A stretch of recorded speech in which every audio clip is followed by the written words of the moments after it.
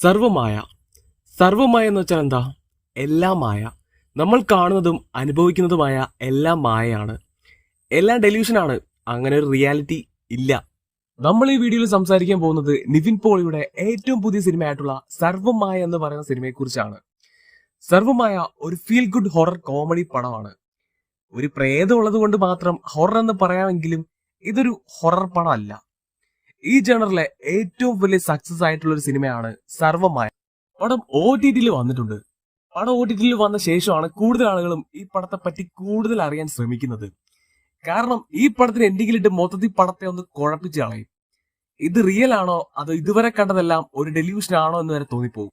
പടത്തിന്റെ ending explain ചെയ്ത് നിങ്ങൾ ഇതിനു മുമ്പ് വേറെയും എക്സ്പ്ലനേഷൻ വീഡിയോസ് കണ്ടു കാണുമായിരിക്കും. പക്ഷെ നമ്മൾ പറയാൻ പോകുന്നത് അങ്ങനല്ല.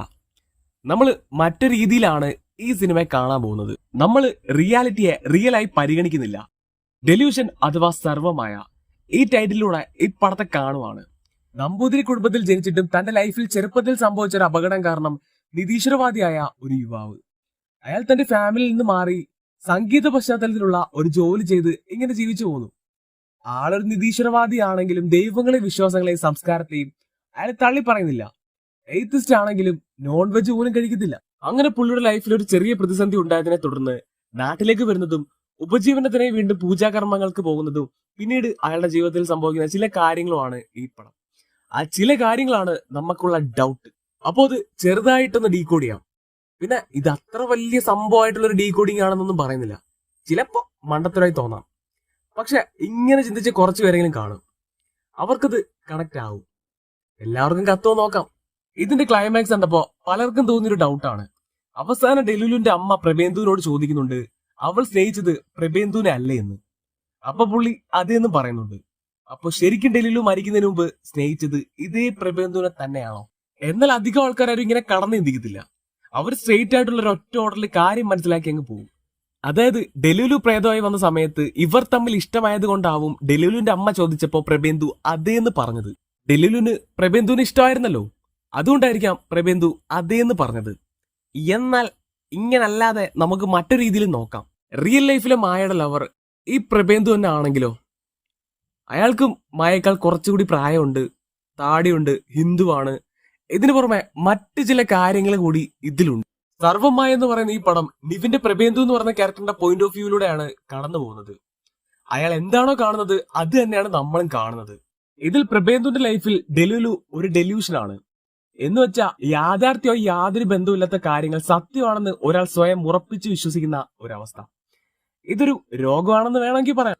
മറ്റുള്ളവർ തെളിവ് സഹിതം അത് തെറ്റാണെന്ന് സ്ഥാപിക്കാൻ ശ്രമിച്ചാലും ആ വ്യക്തി തന്റെ വിശ്വാസത്തിൽ തന്നെ ഉറച്ചു നിൽക്കും. ഇതിൽ ഡെലുലു പ്രഭേന്ദുവിന്റെ ഒരു ഡെലൂഷൻ ആണെന്ന് എടുത്തു പറയുന്നുണ്ട്. ഇതിൽ മായയുടെ യഥാർത്ഥ കാമുകൻ പ്രഭേന്ദു ആണെന്ന് തന്നെ വിചാരിക്കുക.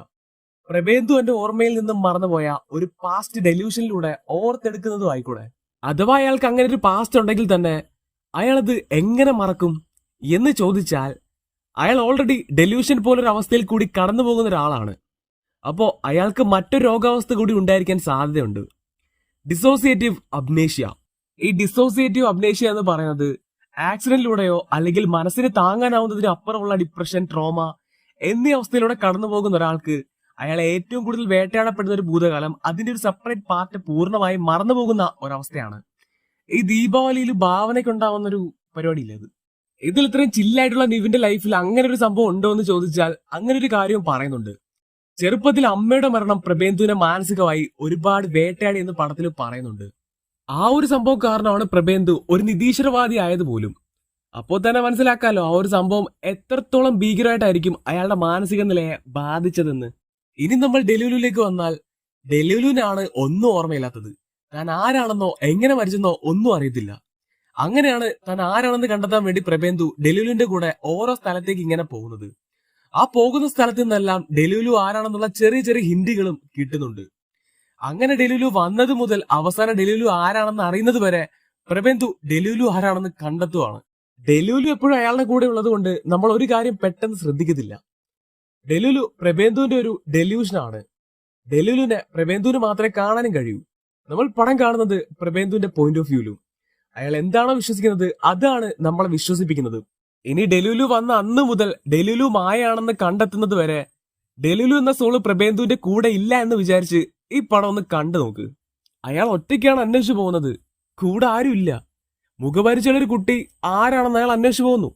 ഇനി ഇതിനെ നമുക്ക് ആ രോഗാവസ്ഥയായിട്ട് കണക്ട് ചെയ്യാം. അതിനു മുമ്പ് ഇതിൽ മായ പ്രണയിച്ച ആള് പ്രഭേന്ദു തന്നെയാണെന്ന് വിചാരിക്കുക. മായ അയാളെ പേരൻസിന് പരിചയപ്പെടുത്തി പ്രപ്പോസ് ചെയ്യാൻ പോകുന്നതേ ഉള്ളൂ, പ്രപ്പോസ് ചെയ്തിട്ടില്ല. അത് ഈ പടത്തിൽ വ്യക്തമായിട്ട് പറയുന്നുണ്ട്. ബാംഗ്ലൂരിൽ വെച്ച് കോളേജിലെ മ്യൂച്വൽ ഫ്രണ്ട്സ് വഴി പരിചയപ്പെട്ട ഒരാളാണ് പുള്ളി എന്ന് പറയുന്നുണ്ട്. മായ പ്രപ്പോസ് ചെയ്യുന്നത് വരെ അയാൾക്ക് മായയോട് പ്രണയമോ ഒന്നുമില്ല. അങ്ങനെ മായ പേരൻസുമായിട്ട് അയാളെ കാണാൻ പോകുമ്പോഴാണ് പെട്ടെന്ന് അയാൾക്ക് വരാൻ പറ്റില്ല എന്ന് പറയുന്നതും വണ്ടിയിൽ നിന്ന് പുറത്തിറങ്ങുമ്പോൾ പിന്നിൽ നിന്ന് വന്ന ബൊലേറോ പിക്കപ്പ് ഇടിച്ച് വെന്റിലേറ്ററിലാവുന്നതും. ഇനി ഇതുമായി പ്രഭേന്ദുവിന്റെ സൈഡിലേക്ക് വന്നാൽ അയാളാണ് കാമുകനെങ്കിൽ അയാൾ ഓൾറെഡി അമ്മ മരിച്ചൊരു ട്രോമയിലൂടെ കടന്നു പോകുന്ന ഒരാളാണ്. അതിനിടയിലായിരിക്കാം റിജക്ട് ചെയ്യുന്ന കാമുകി മരിക്കുന്നത്. ഇവിടെ മായ ഫാമിലി കാറിലാണ് അയാളെ കാണാനായി പോകുന്നത്. അപ്പൊ അടുത്തെവിടെയെങ്കിലും ആയിരിക്കാം അയാൾ ഉള്ളത്. ഒരു കോഫി കുടിച്ചിട്ട് പോകാന്ന് പറയുമ്പോ അതും ഇതുവരെ പ്രപ്പോസ് പോലും ചെയ്യാത്ത ഒരാളാകുമ്പോ അയാൾ ഒരുപാട് ദൂരത്തായിരിക്കില്ല. ഒരു കഫേക്ക് പുറത്താണ് അവർ അയാളെ കാറിൽ വെയിറ്റ് ചെയ്യുന്നത്. അപ്പോഴാണ് പെട്ടെന്ന് പുള്ളിയുടെ മെസ്സേജ് വരുന്നത് വരാൻ പറ്റില്ല. അപ്പൊ തന്നെ മായ പറയുന്നുണ്ട് അയാളെ പ്രപ്പോസ് ചെയ്യാൻ വിളിച്ചതാണെന്ന് പുള്ളിക്ക് മനസ്സിലായി കാണും, അതുകൊണ്ടാണ് വരാത്തതെന്ന്. അപ്പോ അയാളുടെ ക്യാരക്ടർ എടുത്താൽ അത് പ്രഭേന്ദു ആണെങ്കിൽ ആള് നൈസാണ്. പുള്ളി മെച്ചൂർഡ് ആയിട്ട് കാര്യം കൈകാര്യം ചെയ്തു. ഏജിൽ ഇത്രയും ഡിഫറൻസ് ഉള്ള ഒരു കുട്ടി അതെന്തേലൊക്കെ ആവട്ടെ. അങ്ങനെ പെട്ടെന്ന് പുള്ളി മായയുടെ ഫോണിലേക്ക് ഒന്ന് വിളിക്കുന്നുണ്ട്.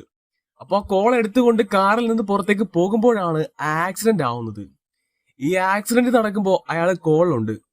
ആക്സിഡന്റ് പുള്ളി അറിഞ്ഞു കാണുമായിരിക്കും. ഇത്രയും ജെന്റിൽമാൻ ആയിട്ടുള്ള ഒരു പുള്ളി എന്തായാലും ആ കുട്ടിയെ കാണാനായി ഹോസ്പിറ്റലിൽ പോകാതിരിക്കില്ല. കാരണം വരേണ്ട ലൊക്കേഷൻ അറിയാം. ആക്സിഡന്റ് നടന്നത് ആ കോളിലൂടെ എന്തായാലും അറിയാതിരിക്കത്തില്ല. അയാൾ ഒരു പക്ഷെ ആശുപത്രിയിൽ എത്തിയിരിക്കാം. അപ്പോ പേരൻസ് അയാളെ കണ്ടിരിക്കാൻ സാധ്യതയുണ്ട്. അത് മാത്രമല്ല അവിടെ വെച്ച് അനിയനെ കൊണ്ടുവന്ന പയ്യനെ കാണാനും സാധ്യതയുണ്ട്. ഈ കുട്ടി മരിച്ചു എന്ന് അറിഞ്ഞതോടായിരിക്കണം പ്രഭേന്ദുവിന് ഈ അംനേഷ്യ വരുന്നത്. ഉൾക്കൊള്ളാൻ കഴിയുന്നതിന് അപ്പുറത്തുള്ള ഒരു മെന്റൽ സ്ട്രെസ്സും ഓൾറെഡി ഒരു ട്രോമയൊക്കെ ഉള്ളതുകൊണ്ട് അയാൾ ഈ അവസ്ഥയിലേക്ക് പെട്ടെന്ന് പോകാൻ സാധ്യതയുണ്ട്.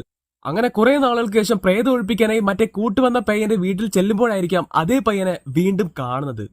ഇങ്ങനൊരു സംഭവം ഇല്ലെങ്കിൽ ആ പയ്യനെ വീണ്ടും ഇങ്ങനെ റിപ്പീറ്റ് ആക്കേണ്ട കാര്യമില്ല. അങ്ങനെ ആ പയ്യനെ വീണ്ടും കണ്ടതും അവന്റെ ഉള്ളിലുള്ളത് ഒരു പെൺകുട്ടിയുടെ പ്രേതമാണെന്ന് അറിഞ്ഞു തന്റെ ഉപബോധ മനസ്സിലുള്ള കാമുകിയെ അയാൾ ആ പ്രേതമായി കാണുന്നു. അങ്ങനെയാവാം അയാളിൽ ആ ഡെല്യൂഷൻ ആരംഭിക്കുന്നത്. ഇതിൽ സംഭവിക്കുന്ന ഓരോ കാര്യങ്ങളും തമ്മിൽ കണക്റ്റഡ് ആണ്. ഡെല്യൂഷൻ ആരംഭിക്കുന്ന ടൈം മുതൽ പ്രഭേന്ദുവാണ് മായയെ കണ്ടെത്താൻ ശ്രമിക്കുന്നത്. ഈ ഒരു സീനിൽ ഡെലുലു പ്രഭേന്ദുവിനെ പിന്നെ പ്രപ്പോസ് ചെയ്യുന്നുണ്ട്. എന്നാൽ അപ്പോഴും അയാൾ അത് റിജക്ട് ചെയ്യുവാണ്. അങ്ങനെ പെട്ടെന്ന് കാറിൽ നിന്ന് പുറത്തിറങ്ങുമ്പോഴാണ് ജസ്റ്റ് മിസ്സിന് വണ്ടി ഇടിക്കാതെ പ്രഭേന്ദു രക്ഷപ്പെടുന്നത്. ആ ഒരു പോയിന്റിൽ നിന്നാണ് ഡെലുലു ആരാണെന്ന് ഡെലുലുവിന് ഓർമ്മ വരുന്നത് പോലും. ശരിക്കും ആ ഒരു ഇൻസിഡന്റിലൂടെ ഓർമ്മ തിരിച്ചു കിട്ടിയത് പ്രഭേന്ദുവിനാണ്. അയാൾ മറന്നുപോയ അയാളുടെ ഭൂതകാലം ഒരു ഡെലീഷനിലൂടെ അയാൾ ഓർത്തെടുത്തായിരിക്കില്ലേ. ഇപ്പൊ നമുക്ക് തന്നെ നമ്മുടെ ലൈഫിൽ എപ്പോഴോ നടന്നു മറന്ന സംഭവങ്ങൾ അതേപോലെ ഒന്ന് വീണ്ടും സംഭവിക്കുമ്പോൾ കറക്റ്റ് ആയിട്ട് ഓർത്തെടുക്കാൻ പറ്റില്ലേ. അതേപോലെ പ്രഭേന്ദു എന്തൊക്കെയോ ഓർത്തെടുക്കുമ്പോൾ ഡെലുലു മാഞ്ഞു പോകുന്നത് പോലെയാണ് കാണിച്ചിരിക്കുന്നത്. മായയിലൂടെയാണ് ആ കഥ നിവിൻ ഓർത്തെടുക്കുന്നത് പോലെയാണ് കാണിച്ചിട്ടുള്ളത്. പിന്നീട് മായയുടെ അമ്മയെ കാണുമ്പോൾ പ്രഭേന്ദു ഇങ്ങനെ പറയുന്നുണ്ട്, എത്ര തല്ലുകൂടിയാലും അമ്മയാണ് മിസ് ചെയ്യുന്നതെന്ന് മായ പറയാറുണ്ടെന്ന്. എന്നാൽ മായ ശരിക്കും അങ്ങനെയൊന്നും പറയുന്നില്ല. ഓർമ്മ വന്ന് പേരും പറഞ്ഞ് ഓൺ ദ സ്പോട്ടിൽ സ്കൂട്ടായി. അപ്പൊ പ്രഭേന്ദു ഇങ്ങനെ പറഞ്ഞത് മായ നേരത്തെ അറിയാമെന്നതിന്റെ ഒരു തെളിവാണ്. അതാണ് മായ സ്നേഹിച്ചത് പ്രഭേന്ദുവിനെ അല്ലേ എന്ന് ചോദിച്ചപ്പോ അതേന്ന് പറഞ്ഞത്. ഇവിടെ പ്രഭേന്ദുവിനെ ആണോ എന്നല്ല ചോദിക്കുന്നത്, പ്രഭേന്ദുവിനെ അല്ലേ എന്നാണ് ചോദിക്കുന്നത്. അതിനർത്ഥം അവർക്ക് അയാളെ നേരത്തെ അറിയാം. ഇപ്പൊ എന്തൊക്കെയാണെന്ന് പറഞ്ഞാലും പേരൻസ് അയാളെ കുറിച്ച് അന്വേഷിക്കാതിരിക്കൂ. അപ്പോ ഡെലുലു സ്നേഹിച്ച പുള്ളിക്കാരൻ പ്രഭേന്ദു തന്നെ ആയിരിക്കാനും സാധ്യതയുണ്ട്.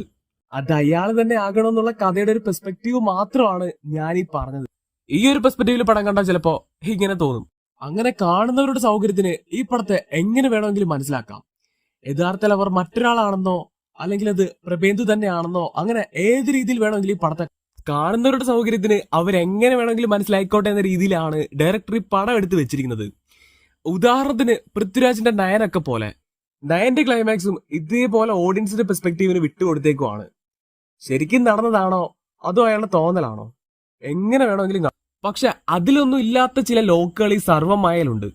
അതായത് ഡെലുലുവിന്റെ സാന്നിധ്യം, ജനാർദ്ദനൻ, അജു വർഗീസ്, പിന്നെ അടിക്കാൻ വരുന്ന മറ്റേ പിള്ളേര്, ഇവർക്കൊക്കെ മനസ്സിലാവുന്നുണ്ട്. അപ്പോ ഇതാണ് ഈ പടത്തിന്റെ പാരഡോക്സ്. എങ്ങനെ വേണമെങ്കിലും ചിന്തിക്കാം, പക്ഷെ കറക്റ്റ് ആയിട്ടുള്ള ഒരു ഉത്തരം കിട്ടത്തില്ല.